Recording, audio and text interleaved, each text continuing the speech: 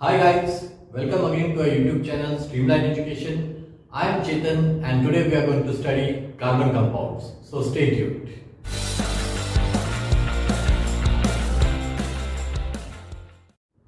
The name of the topic is carbon compound. So obviously we should understand the meaning of a compound.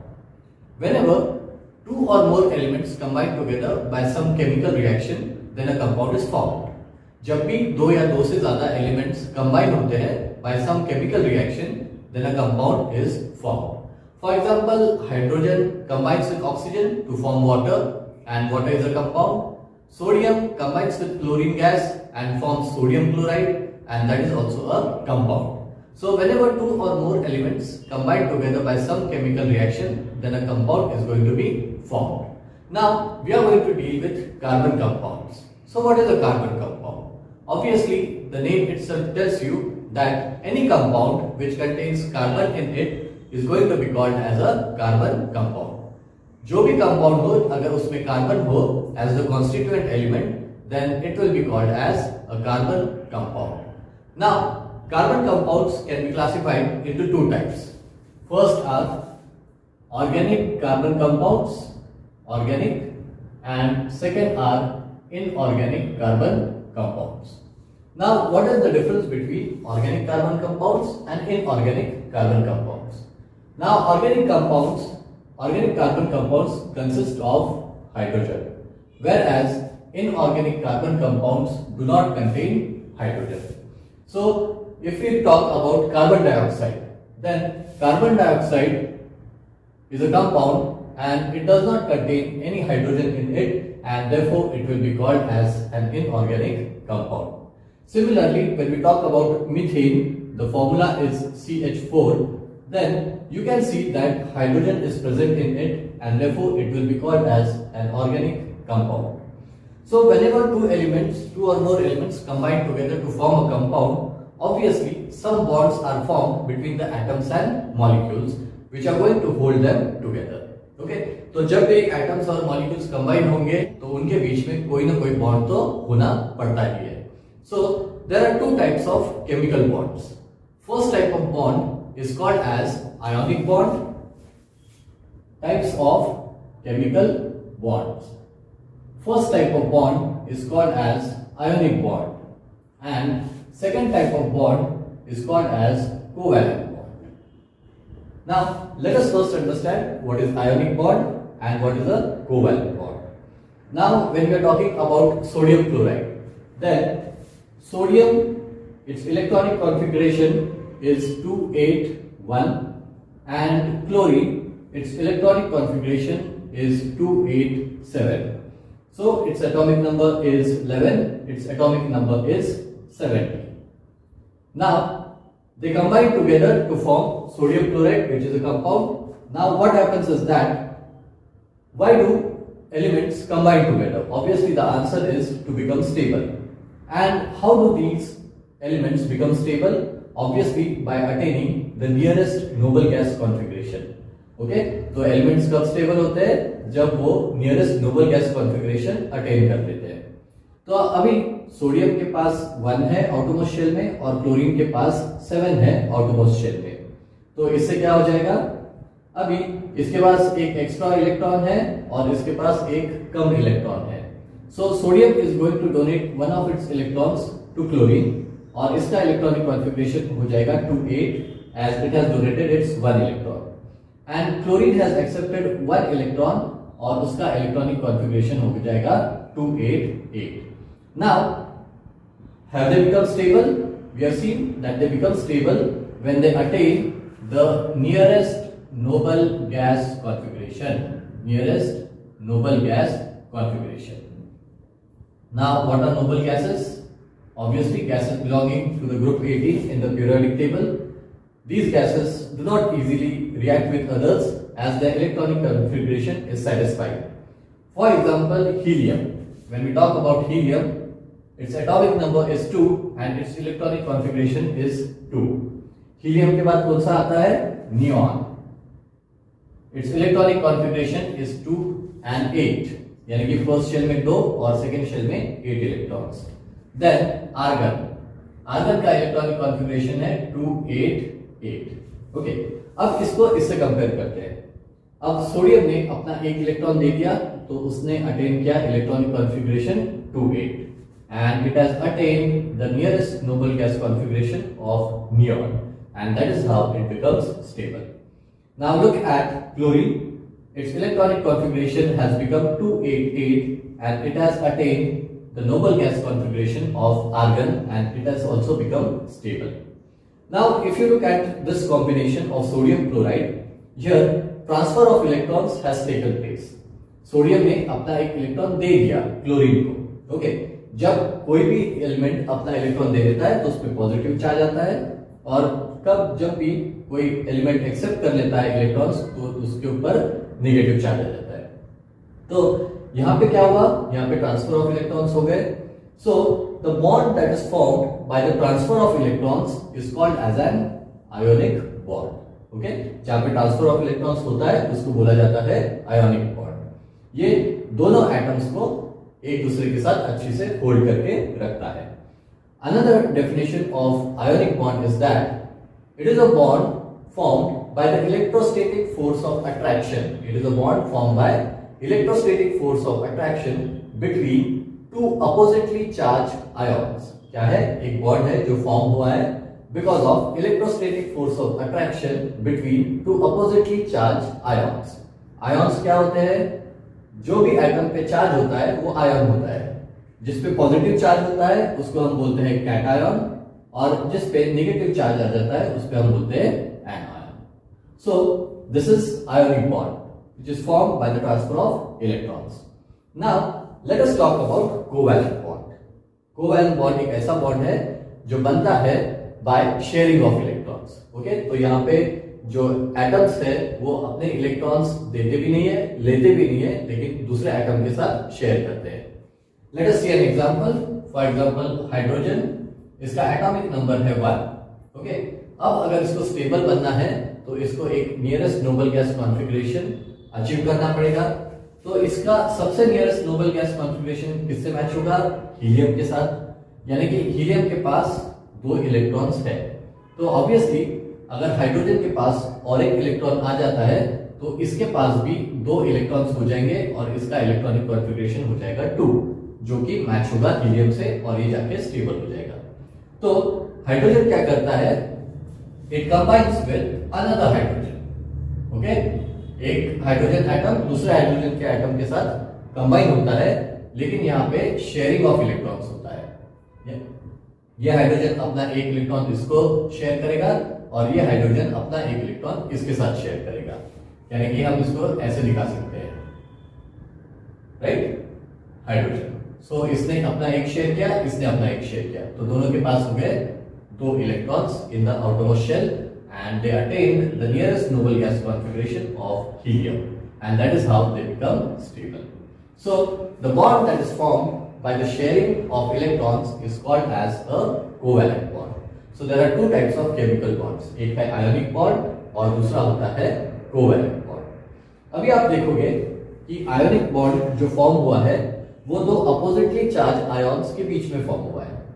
Opposite charge attract करते हैं एक दूसरे को, so obviously ये जो bond form हुआ है वो काफी मजबूत होगा। It will be a very strong bond because it is form between 2 oppositely charge particles. So this is a stronger bond as compare to covalent bond, क्योंकि कोवैलेंट बॉन्ड में शेयरिंग ऑफ इलेक्ट्रॉन्स हुए तो कोई positive या negative charge develop नहीं हुआ है। Okay, सिर्फ शेयर हुए हैं इलेक्ट्रॉन्स। ओके, सो ऑब्वियसली अगर मुझे if I have to break the ionic bond, okay, now the bond is very strong, so I will have to supply a lot of energy to break that bond, and therefore any compound which has an ionic bond in it will be hard to break the bonds in it, and therefore lot of energy will have to be supplied, and therefore the boiling and melting point of such compounds containing ionic bonds is quite high.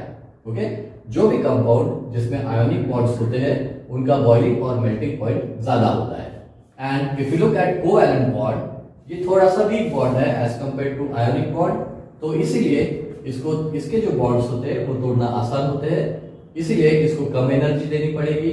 And therefore ऐसे compounds जिनके अंदर covalent bond होता है उनका melting और boiling point काफी कम होता है। सो this is what is all about bonds.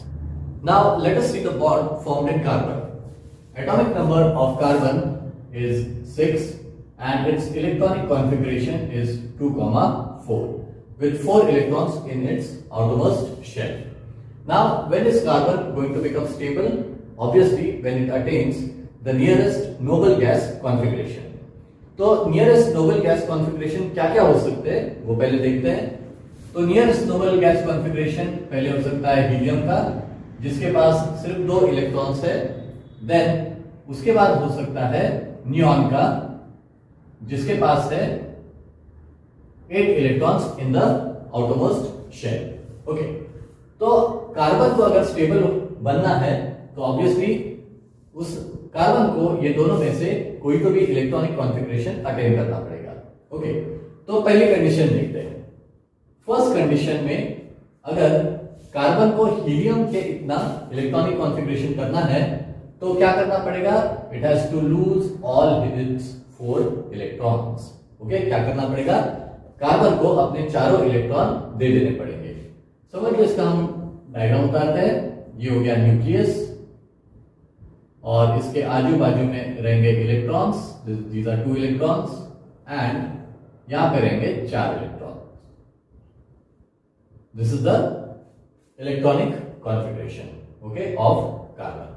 Now, in order to attain the nearest noble gas configuration of helium, it will have to lose 4 electrons. चारों के चारों इलेक्ट्रॉन्स दे देने पड़ेंगे। तो क्या हो जाएगा? चलो देखते हैं। पहला इलेक्ट्रॉन दे दिया। इलेक्ट्रॉन देता है यानी कि अपना एक निगेटिव चार्ज दे देता है। तो ऑब्वियसली निगेटिव चार्ज अगर अपने में से जा रहा है तो ऑब्वियसली ये क्या हो जाएगा? इसके ऊपर पॉजिटिव चार्ज बढ़ जाएगा।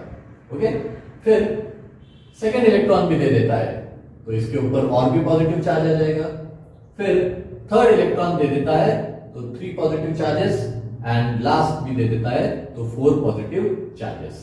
ओके, अब one thing to remember is that जितने प्रोटॉन्स होते हैं उतने ही इलेक्ट्रॉन्स होते हैं। ओके, तो कार्बन के पास कार्बन का एटॉमिक नंबर है 6। ऑब्वियसली इसके पास कितने प्रोटॉन्स रहने वाले?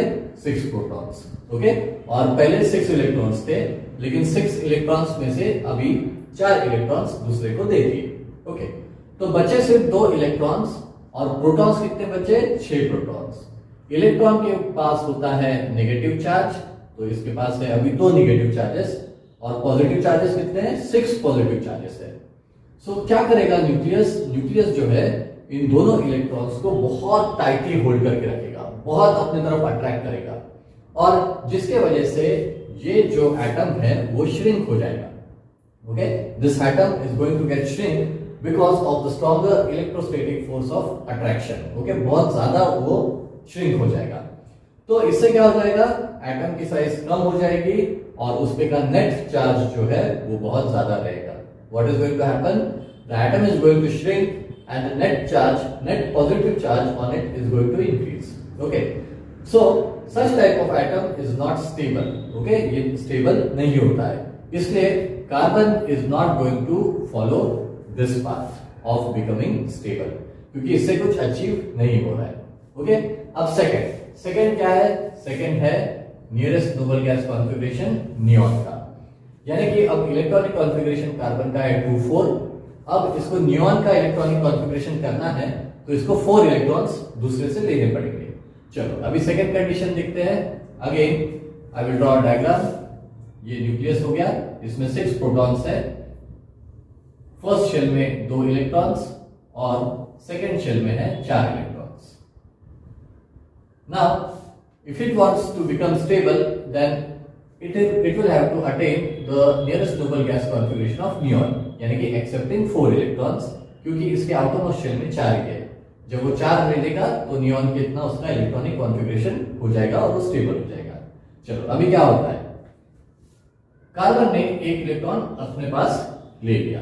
ओके, तो पहले इसके पास कितने इलेक्ट्रॉन्स थे? 6 इलेक्ट्रॉन्स थे।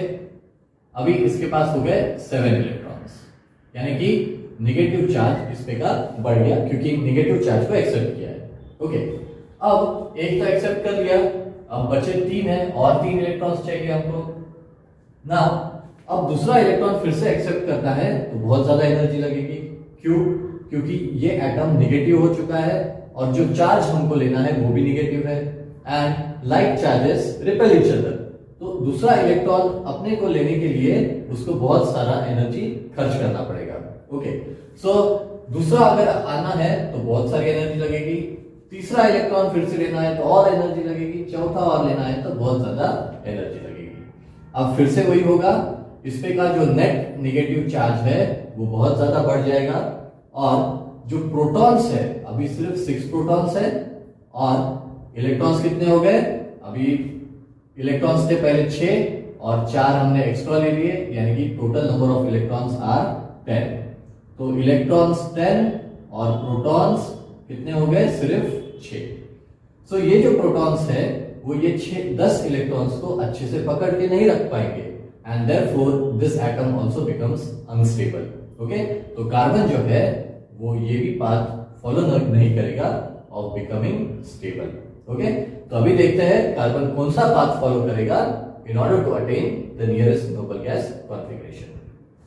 So we have seen that carbon is not going to donate its electrons, neither it is going to accept the electrons from any other atom in order to become stable, because ये दोनों तरीके से वो किसी भी तरह stable नहीं हो पा रहा था। So the third option left with carbon is to share its electrons. Okay, क्या करने वाला है?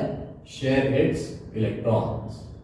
Now carbon का electronic configuration है 2,4 as its atomic number is 6 with 4 electrons in the outermost shell. तो इसको बोला जाता है tetravalent. This is called as tetravalent, यानी कि 4 valence electrons in its outermost shell. ये 4 इलेक्ट्रॉन्स दूसरे एटम के इलेक्ट्रॉन्स के साथ क्या करेंगे? बॉन्ड फॉर्म करेंगे, यानी कि it can make 4 bonds. Okay, so अब देखते हैं कि कार्बन कैसे स्टेबल होता है। Obviously by sharing of electrons. Okay, तो शेयर कैसे करेगा वो देख लेते हैं। अब समझो कार्बन है और उसको हाइड्रोजन के साथ कंबाइन करना है, तो कैसे कंबाइन कर सकता है?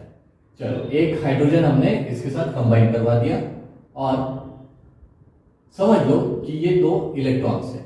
ओके, अब कार्बन ने अपना एक इलेक्ट्रॉन हाइड्रोजन के साथ शेयर किया, हाइड्रोजन ने भी अपना एक इलेक्ट्रॉन कार्बन के साथ शेयर किया। तो हाइड्रोजन के पास हो गए 2 इलेक्ट्रॉन्स, उसने नियरेस्ट नोबल गैस किसका अचीव कर लिया? उसने हीलियम का nearest noble gas configuration achieve कर लिया with 2 as the atomic number. लेकिन हाइड्रोजन तो स्टेबल हो गया, कार्बन स्टेबल हुआ क्या? नहीं, क्योंकि कार्बन के पास अभी कितने हैं? सिर्फ 2 ही इलेक्ट्रॉन्स है अगर हम सिर्फ इनका कॉम्बिनेशन देखेंगे। तो हमने और एक हाइड्रोजन को इसके साथ लगा दिया। चलो, अभी हाइड्रोजन तो स्टेबल हो गया with 2 electrons.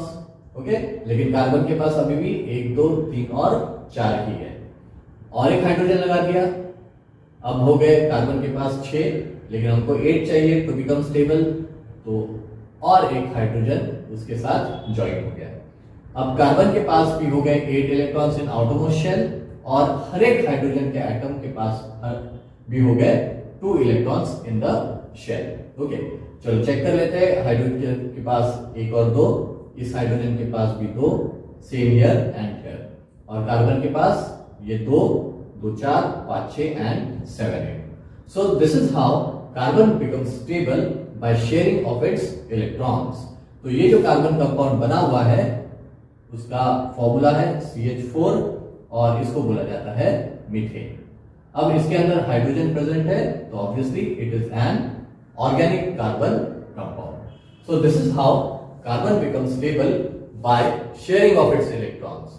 And sharing of electrons से जो केमिकल बॉन्ड बनता है उसको बोला जाता है कोवैलेंट बॉन्ड। सो ऑब्वियसली जो भी कार्बन कंपाउंड होगा उसके अंदर कौन सा बॉन्ड होने वाला है? It is going to be covalent bond. And हमने देखा कि covalent bond is weaker than ionic bond, क्योंकि ionic bond 2 oppositely charge ions में बनता है, यानी कि पॉजिटिव और नेगेटिव चार्ज होने वाला है, तो वो एक दूसरे को बहुत टाइटली होल्ड करके रखेंगे। कोवैलेंट बॉन्ड में कोई भी ट्रांसफर नहीं हुआ इलेक्ट्रॉन्स का, तो जो कंपाउंड बना हुआ है उसके ऊपर नेट चार्ज कुछ भी नहीं है, यानी कि ना एक्सेप्ट हुआ है ना किसी को इलेक्ट्रॉन दिए है, तो पॉजिटिव चार्ज भी नहीं आया और नेगेटिव चार्ज भी नहीं आया, तो वो न्यूट्रल है। सो ऑब्वियसली कोवैलेंट बॉन्ड जो रहेगा it will be a weaker bond. Okay, तो कार्बन कंपाउंड्स के अंदर जो रहते हैं bonds, those are covalent bonds which are somewhat weaker bonds as compare to ionic bonds, और इनको तोड़ने के लिए ज्यादा एनर्जी नहीं लगेगी, इसीलिए इनके मेल्टिंग और बॉइलिंग पॉइंट भी काफी लो होंगे। तो अगर आप कार्बन कंपाउंड्स को देखते हो तो उनके जो मेल्टिंग और बॉइलिंग पॉइंट है they are below 300 degrees Celsius. Okay, so this was about the bonds formed in carbon. Covalent bond can be represented with the help of an electron dot structure. किससे हम represent कर सकते हैं covalent bond को? Electron dot structure, electron dot structure. So यहां पे electrons को हम एज अ डॉट बताएंगे। So let us take one example. सबसे पहले क्या करना है, पहले उस एलिमेंट का सिंबल लिख दो। अब हम हाइड्रोजन का लेने वाले हैं, तो हाइड्रोजन का सिंबल H होता है। उसके बाजू में एक सर्कल ड्रॉ कर लो। It is going to combine with another hydrogen atom, उसका भी सिंबल लिख दो और उसके बाजू में भी सर्कल ड्रॉ कर लो। ओके, अब इसके पास एक इलेक्ट्रॉन है, इसके पास एक इलेक्ट्रॉन है, दोनों एक दूसरे के साथ इलेक्ट्रॉन्स शेयर करेंगे और फॉर्म क्या करेंगे? Covalent bond. Okay, covalent bond which is formed by the sharing of electrons. फिर we are going to show these symbols and we are going to show some overlapping area. Okay, overlapping area यानी कि एक दूसरे के ऊपर जो area आ चुकी है, और यहाँ पे सिंबल लिख देंगे और यहाँ पे दो डॉट्स उतारेंगे which are going to represent 2 electrons. तो अब ये हाइड्रोजन में भी 2 इलेक्ट्रॉन्स और इसमें भी 2 electrons and it has become stable. तो ये जो रिप्रेजेंटेशन है उसी को बोला जाता है इलेक्ट्रॉन डॉट स्ट्रक्चर। अब सिर्फ डॉट नहीं, इसकी जगह पे आप क्रॉस साइन भी यूज कर सकते हैं, दोनों भी चीजें चलती है। ओके, अब next way to represent the covalent bond. Okay, it is not necessary to draw the circle always, you can just show like this, hydrogen hydrogen and बीच में 2 dot. So it shows that one pair of electrons has been shared. One pair of electrons, एक pair में कितने होते हैं? 2 electrons होते हैं। So obviously this is one pair of electrons have been shared by 2 hydrogen atoms. तो जहां पे one pair of electrons share होते हैं, one pair of electrons यानी कि 2 electrons, then such type of bond is called as a single covalent bond. Okay, इसको क्या बोलेंगे? सिंगल कोवैलेंट बॉन्ड, जिसके अंदर 1 पेयर ऑफ इलेक्ट्रॉन्स शेयर होते हैं। अब और एक तरीका है इनको रिप्रेजेंट करने का with the help of a line, यानी कि 2 हाइड्रोजन एटम्स के बीच में हम एक लाइन ड्रॉ कर देते हैं। तो this line shows that 1 pair of electron has been shared, यानी कि 2 electrons have been shared. Okay, and ये जो लाइन स्ट्रक्चर है this is also called as line structure, और इसको भी बोला जाता है structural formula. Structural formula which is very important, structural formula is very important. Okay, so यहाँ पे with the help of a line अगर हम बताते हैं then it becomes the structural formula. और ये जो एक लाइन है इसका मतलब कि ये एक सिंगल कोवैलेंट बॉन्ड है। ऑब्वियसली 2 रहेंगे तो डबल होगा, 3 रहेंगे तो ट्रिपल हो जाएगा। ओके, तो अभी हाइड्रोजन और हाइड्रोजन में सिर्फ 1 पेयर ऑफ इलेक्ट्रॉन्स का शेयरिंग हुआ है, सो this is a single covalent bond. Now let us see the double covalent bond. तो एक एग्जांपल लेते हैं ऑक्सीजन का। ऑक्सीजन का एटॉमिक नंबर कितना है? ऑक्सीजन का एटॉमिक नंबर है 8। इसका इलेक्ट्रॉनिक कॉन्फ़िगरेशन कितना हो जाएगा? 2,6। ओके, अब इसको स्टेबल होने के लिए इसको कितने इलेक्ट्रॉन्स चाहिए? ऑब्वियसली 2 इलेक्ट्रॉन्स चाहिए टू बिकम स्टेबल, क्योंकि 2 इलेक्ट्रॉन लेने के बाद इसका इलेक्ट्रॉनिक कॉन्फ़िगरेशन बनेगा 2,8, यानी कि ये नियरेस्ट नोबल गैस कॉन्फ़िगरेशन हो जाएगा किसका? Of neon. ओके, क्योंकि नियॉन का भी इलेक्ट्रॉनिक कॉन्फ़िगरेशन है 2,8। जब ऑक्सीजन भी इसका इलेक्ट्रॉनिक कॉन्फ़िगरेशन अटेन कर लेगा तो ये भी जाके स्टेबल हो जाएगा। ओके, सो अब इसको 2 इलेक्ट्रॉन्स चाहिए, तो एक ऑक्सीजन एटम दूसरे ऑक्सीजन के साथ क्या हो जाएगा? बॉन्ड फॉर्म करेगा। कौन सा? Covalent bond. और कितने इलेक्ट्रॉन शेयर करेगा? ये वाला ऑक्सीजन अपने 2 इलेक्ट्रॉन्स इसके साथ शेयर करेगा, और ये वाला ऑक्सीजन एटम अपने 2 इलेक्ट्रॉन्स इसके साथ शेयर करेगा। यानी कि कितने पेयर्स ऑफ इलेक्ट्रॉन्स शेयर हो गए? ऑब्वियसली ये वन पेयर ऑफ इलेक्ट्रॉन और ये second pair of electrons. So these are two pairs of electrons. So when two pairs of electrons are shared in a covalent bond, then that is called as a double covalent bond. इसको बोला जाएगा double covalent bond. अब देखते हैं triple covalent bond क्या होगा फिर. Now let us take the example of nitrogen. Okay, nitrogen का जो एटॉमिक नंबर है 7 है. नाइट्रोजन का एटॉमिक नंबर 7. तो इसका electronic configuration 2,5. Okay, electronic configuration अगर अच्छे से पढ़ना है तो पीरियोडिक क्लासिफिकेशन ऑफ एलिमेंट्स का वीडियो देख लेना, उसमें मैंने पूरा एक्सप्लेन किया है about the electronic configuration. So nitrogen का है 7, इलेक्ट्रॉनिक कॉन्फ़िगरेशन 2,5. चलो इसका उतार देते हैं. पहले वाले में 2 और सेकेंड शेल में 5. ये हो जाएगा इलेक्ट्रॉनिक कॉन्फ़िगरेशन. ओके, तो अब इसको कितने इलेक्ट्रॉन्स लगने वाले हैं टू बिकम स्टेबल? ऑब्वियसली इसको लगने वाले हैं 3 electrons to become stable. Okay, so इसको 3 इलेक्ट्रॉन्स चाहिए तो वो किसी और के साथ शेयर करेगा अपने 3, और दूसरा वाला भी उसके इलेक्ट्रॉन्स 3 इलेक्ट्रॉन्स इसके वाले के साथ शेयर करेगा. यानी कि nitrogen is going to share 3 electrons with another nitrogen atom, and this nitrogen atom is also going to share its 3 electrons with the first nitrogen atom. तो अभी इनका इलेक्ट्रॉनिक कॉन्फ़िगरेशन 3 शेयर कर लिए और 5 थे टोटल. तो यहाँ पे 2 उतार दूंगा, यहाँ पे 2 उतार दूंगा. तो 3 + 2 5 electrons in the outermost shell, 3 + 2 5 electrons in the outermost shell, and total electrons यहाँ पे देखो, ये 3 + 3 6 7 8, और यहाँ पे भी 3 + 3 6 और ये 7 8. यानी कि जो नाइट्रोजन है उसका इलेक्ट्रॉनिक कॉन्फ़िगरेशन क्या हो जाएगा? अगेन 2,8. तो इसने भी नियरेस्ट नोबल गैस अटेन कर लिया कॉन्फ़िगरेशन किसका? नियॉन का, that is 2,8. So this is how it is going to become stable. अब कितने पेयर्स ऑफ इलेक्ट्रॉन्स शेयर हुए? ऑब्वियसली ये 1 पेयर, ये सेकेंड पेयर एंड ये थर्ड पेयर. तो when the covalent bond is formed by sharing of 3 pairs of electrons. कितने pairs? 3 pairs of electrons. 3 pairs of electrons का मतलब कितने electrons? 6 electrons. Okay, 6 electrons. So when the bond is formed by sharing 3 pairs of electrons, then the covalent bond is called as a triple covalent bond. Okay, triple covalent bond.